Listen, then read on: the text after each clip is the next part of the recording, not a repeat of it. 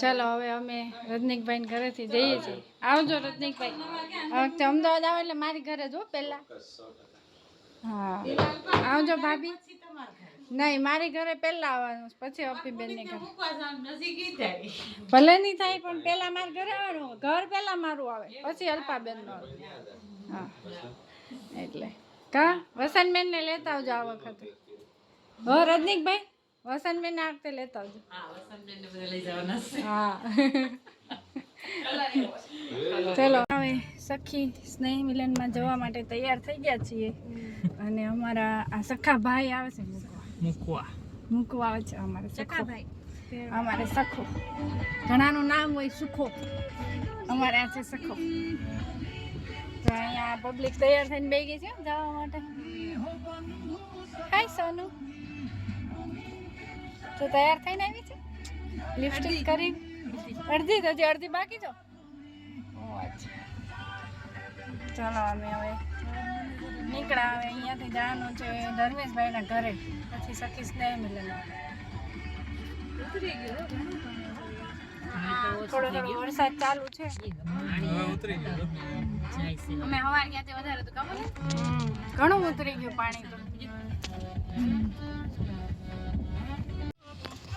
આપણો garden restaurant આવી ગયું. પહોંચી ગયા છીએ. અમારો પ્રોગ્રામ ચાલુ થઈ ગયો છે. હમણાં જઈને બતાવીએ બધા. અહીંથી જોયું.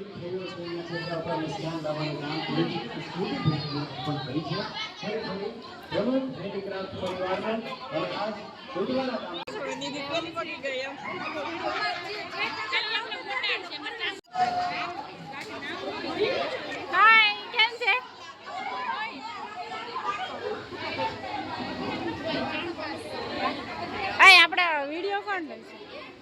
કોઈને આપી દે. ના આનું લઈ લો પછી.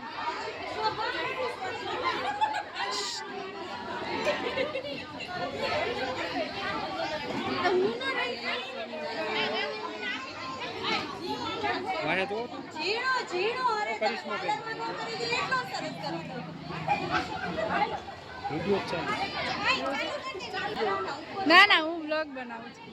બનાવો હાલો કરે આગળ પાછા ખોટી જાય પણ ભાઈ ઘટે જ નહીં કોઈ. હા કરો નાના વાતો કરો. કઈ ભાજપમાં છે મને ખબર છે. કઈ ભાજપમાં ટોનીને ઓળખી ગયા જો.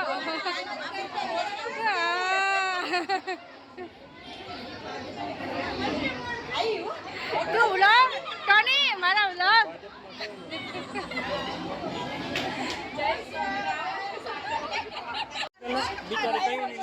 બ્લોગર લઈ ગયા. અમારા બ્લોગર છે.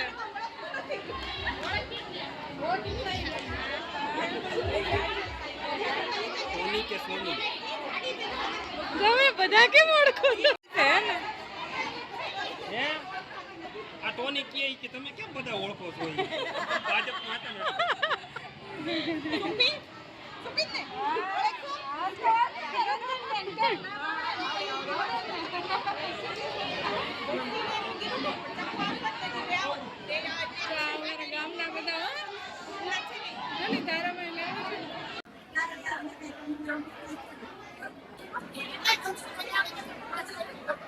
મારા ગામની બધી સખીઓ આવી ગઈ છે.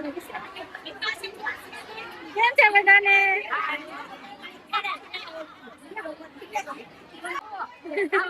હા હો અહીંયા મારા ભાઈ બેઠા છે.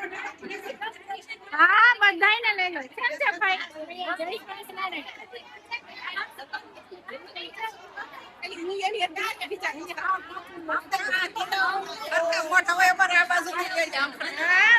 બધા આવશો વિડીયોમાં આવશો.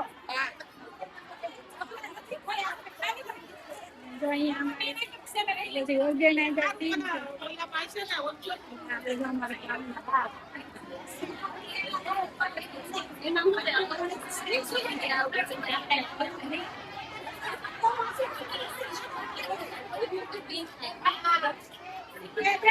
ત્રીજો વિભાગ 11 નંબર મેન લાઈન માં સીધું આવેલું.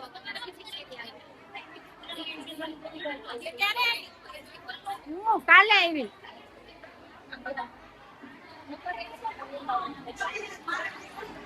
હું અમિતાબેન સારું. જો આ બધા અમારા ગામના કેમ છો? અમારી બેનપણી છે. મારી બેનપણી તમે મારી બેનપણી છો પણ થોડાક મોટા હતા.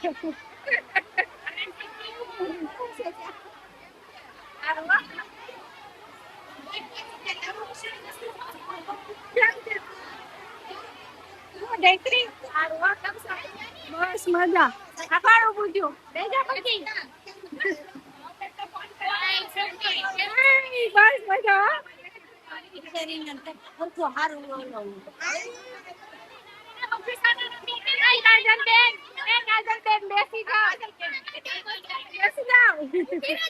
પછી હું મારી તાર સબસ્ક્રાઇબર છું તો પાછી આવવી જોઈએ. આવશો તમે. બહુ જ નકરા ભજીયા મોટા ગાંઠિયા ખાધા જ કરો અમદાવાદ શું કરવાનું? ખાવાનું તો કામ છે. આજે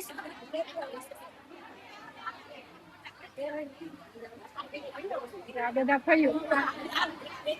મુક્તા ભાઈ હારું ને?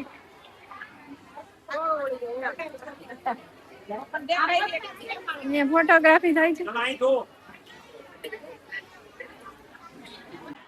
પણ પૂછો વિશે આ ધસમસતા નદીના પ્રવાહની માફક વહેતા સમયમાં અને આપણી આ ભાગદોડવાળી રોજિંદી જીવન શૈલીમાંથી જીવન ઉત્કર્ષ માટે અને જે સ્મૃતિઓ સાથે આપણી બાળપણની યાદો હતી, બાળપણની નિર્મિત પળો હતી, એને યાદ કરવા માટે, એને ઉજવવા માટે આપણે બધા જ અહીંયા ઉપસ્થિત થયા છીએ.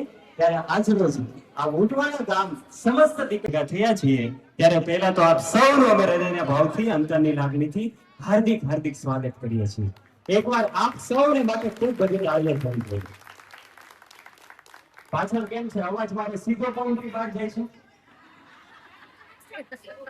શેરડીના રસને જ્યુસ કહેવાય પણ અહીંયા તો જે તાળીઓ ન પાડે એને કંજૂસ કહેવાય. જેની જોતા હતા અમે વાટ એ સખીઓ સામા આવી મેળા, એ સહિયરો સામા આવી મેળા, એ સહેલીઓ સામા આવી મેળા અને પછી ખુલ્યા હૈયા કેરા કમાર. હે સખી આપ પધાર્યા છો આંગણે જાણે કંચન વરસ્યા છે ને.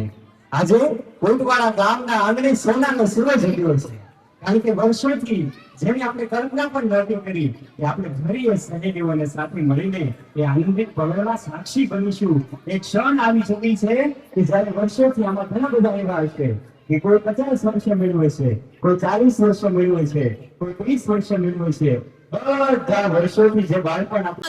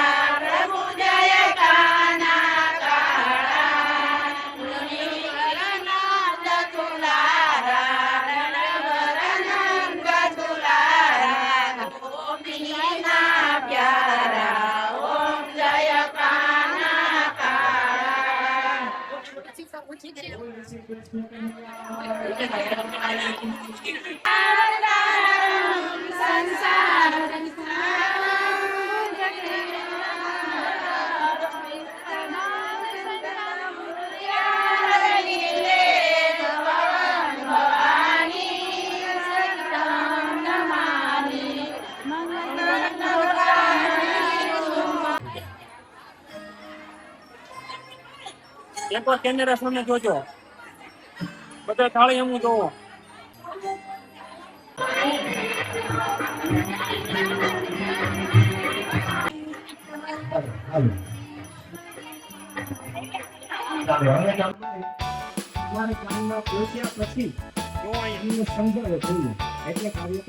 મહેફિલ કેવી જ આવશે જ્યારે સહેલીઓ ઉંટવાડા ગામના સૌ સખીઓ ભેગા થશે ત્યારે આ મહેફિલ કેવી જામશે? તો કે આ મહેફિલ તો કે કેવી જામશે કે મજા કઈ ઓર આવશે. આ મહેફિલ તો કે કેવી જામશે કે મજા કઈ ઓર આવશે. સહેલીઓ બધી એકથી એક ચઢિયાતી આવશે. આ મહેફિલ તો કે કેવી જામશે કે મજા કઈ ઓર આવશે. સહિયરો વાત એવી માંડશે, લાગશે એવું કે બાળપણને ખુશીઓને ફરી પાછું આવશે. આ મહેફિલ તો એવી જામશે કે મજા કઈ ઓર આવશે. અને મીઠ જ્યાં આબે માંડી, મીઠ જ્યાં આબે માંડી ત્યાં મુંજાણી સહેલીઓ સકળી. ત્યાં પ્રભુતે મોલને કહ્યું કે અમારી આ સહેલીઓની મહેફિલમાં તો હવે ચોમાસું આવશે. આ મહેફિલ તો કંઈક એવી જામશે કે મજા કઈ ઓર આવશે. બસ એમ. એટલે મને એવું લાગે કે મૃત દોયડામાં જાય છે. હેતનો માંડ્યો સાંભળજો. પ્રેમના માર્ગે પિયરના માર્ગે હાકલે હેતનો માંડ્યો. ખબર સહેલીઓને નહોતી કે બાળપણને ફરી પાછું આવશે. આ મહેફિલ તો એવી જામશે કે મજા કઈ ઓર આવશે. આપો ઉંટવાડા આ સૌ સહેલીઓના સુરે એક તો એવું લાગ્યું આવશે. આ મહેફિલ તો એવી જામશે કે મજા કઈ ઓર આવશે. આ મહેફિલ તો કઈક એવી જામશે કે મજા કઈ ઓર આવશે. આવી મહેફિલ હોય ને એમાં સામેથી દાદ ન મળે તો અમારી ગઝલની હાલત એવી થઈ જાય કે જાણે કન્યા બની જાય મોસાળા વગર. તો ભાઈઓ સમજી ગયા હશે. અને આપ બધા ખૂબ સમજદાર છો. જે પણ વાતો હું કહી રહ્યો છું આપણા સુધી સીધે સીધી પહોંચી રહી છે એ વિશ્વાસ સાથે નેપોલિયન બોનાપાર્ટ આખું વિશ્વ જીતી શક્યો. એનું એક જ કારણ નહીં જીતી શક્યો પણ આજની આ સતીમંડળમાં હું વિશ્વાસ આપું છું કે આખું વિશ્વ તો નહીં જીતી શક્યું પણ આપણા દિલને જીતવાનો ઉપક્રમ ચોક્કસપણે મેં રાખ્યો છે.